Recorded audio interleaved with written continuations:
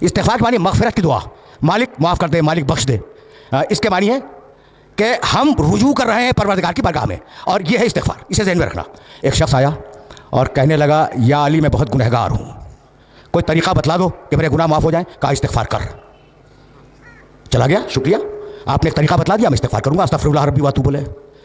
سننا بھائی سننا، ابھی وہ گیا بھی نہیں تھا پوری طرح کہ ایک شخص آ گیا یا علی بڑی مفلسی ہے، 3 وقت کا مکمل طریقے سے ناشتہ، دوپہر کا کھانا، رات کا کھانا یہ نصیب نہیں ہوتا، کوئی طریقہ بتلا دو. کہا استغفار کر.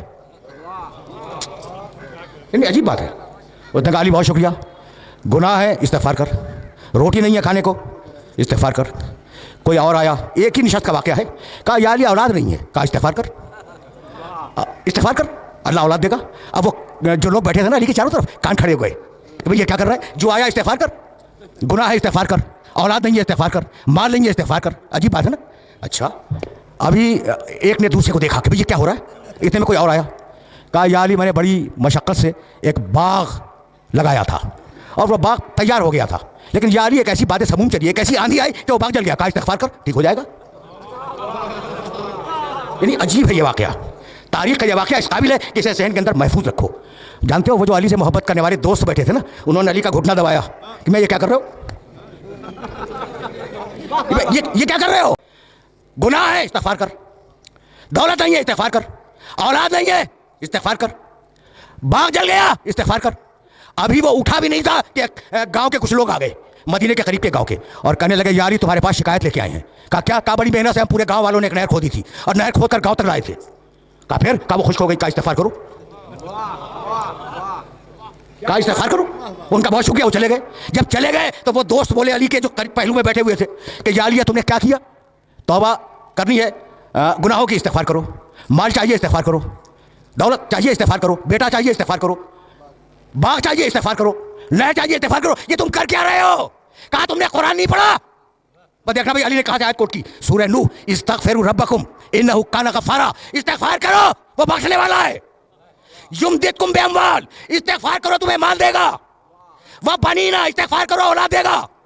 وہ یجعل لکم جنات، استغفار کرو تمہیں باغ دے گا. وہ یجعل لکم انہارا، استغفار کرو تمہیں نہریں دے گا. آئے مبارکہ دیکھ رہے ہو، گھٹنا دبا کے کہہ رہے تھے نا یہ علی کیا کر رہے ہو. جب علی نے سورہ نوح کی یہ 2 آیتیں مسلسل، استغفار کرو اللہ بخشے گا، استغفار کرو اللہ دولت دے گا، استغفار کرو اللہ اولاد دے گا، استغفار کرو اللہ باغ دے گا، استغفار کرو اللہ نہریں دے گا. کہنے لگے یا علی ایسا لگتا ہے کہ یہ آیت ہم نے آج ہی سنی ہے. ایسا لگتا ہے کہ آیت ہم نے آج ہی سنی ہے. مسکرائے. کہا نہیں سنی تو پہلے بھی تھی، لیکن چونکہ دل پہ تالے تھے اس لیے سمجھ میں نہیں آئے. کہ کم از کم قرآن مجید کی ان 2 آیتوں کی روشنی میں یہ 5 جو چیزیں ہیں نا، استغفار میں ان کی ضمانت ہے. اولاد کی، مال کی، استغفار کی، نہر کی، باغ کی. بھئی یہی تو انسانی زندگی کی ضروریات ہے نا، ان کی ضمانت ہے. تو استغفار کو اہم سمجھنا. اچھا بھائی فرض کرو تھوڑی دیر کے لیے کہ میں نے کوئی گناہ نہیں کیا. ہر انسان گنہگار ہے معصوم کے علاوہ، لیکن میں مفروضہ فرض کرو اور مجھے ضرورت ہے بیٹے کی، تو میں استغفار کروں یا نہ کروں؟ کروں؟ کرنا چاہیے. گناہ تو میں نے کیا نہیں، میں نے گناہ نہیں کیا، لیکن بیٹا چاہیے استغفار کروں گا. اچھا میں نے گناہ نہیں کیا، دولت چاہیے میں استغفار کروں گا. میں نے گناہ نہیں کیا، مجھے باغ چاہیے میں استغفار کروں گا. تو استغفار فقط گناہ کے مقابلے پہ نہیں ہے، استغفار ایک مستقل عبادت ہے. گناہ کے مقابلے پہ استغفار نہیں ہے، استغفار ایک مستقل عبادت ہے. اب سمجھ میں آیا کہ آل محمد کیوں استغفار کیا کرتے تھے. صحیفہ علویہ، علی کو دعاؤں کا مجموعہ، استغفر اللہ استغفر اللہ استغفر اللہ. اعتراض کرتے ہیں کہ اگر معصوم تھے تو یہ استغفار کیسا.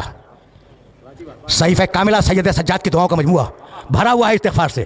لوگ اعتراض کرتے ہیں کہ اگر معصوم تھے تو استغفار کیسا. تو آج سمجھ میں آیا کہ استغفار فقط گناہوں کے مقابلے میں نہیں ہے، استغفار ایک مستقل عبادت ہے. اگر نعمت چاہیے تو استغفار کرو. بھائی توجہ رہے، اگر نعمت چاہیے تو استغفار کرو. اب جتنا بڑا انسان اتنا بڑا استغفار. تو آج جو نعمتیں ہیں یہ کیا تمہارے استغفار سے ہیں؟ اذا جاء نصر اللہ والفتح ورأیت الناس يدخلون فی دین اللہ افواجا فسبح بحمد ربک واستغفرہ. حبیب استغفار کر. تو یہ نعمتیں کتنی دے دی ہم نے، اب استغفار کر تاکہ نعمتیں باقی رہیں، نعمتیں جاری رہیں. تو اب استغفار کا فلسفہ بھولنا نہیں. فلسفہ استغفار کہ فقط گناہوں کی توبہ نہیں ہے، نعمت چاہیے استغفار کرو.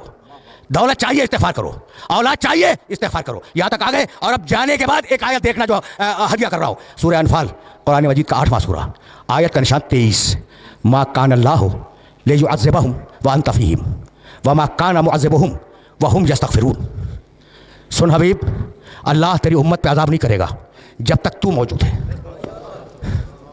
جب تک تو موجود ہے دنیا میں, اللہ تیری امت پر عذاب نہیں کرے گا. اور سن حبیب, جب تو چلا جائے گا نا, تو اگر یہ استغفار کرتے رہیں گے تو عذاب نہیں کرے گا. حبیب, عذاب تیری امت سے 2 طریقے سے ٹالوں گا. تو ہے عذاب نہیں کروں گا, یا تیری امت استغفار کرے, عذاب نہیں کروں گا. اب میرا جملہ سننا اور اس جملے کو ذہن میں رکھنا کہ پرانی قوموں پر جن باتوں پہ عذاب آیا ہے وہ ساری باتیں آج امت میں ہیں. قوم عاد پر جس لیے عذاب آیا وہ سبب آج موجود ہے. قوم سمود پر جو عذاب آیا اس کا سبب آج موجود ہے. فرعونوں پہ جو عذاب آیا اس کے اسباب موجود ہیں.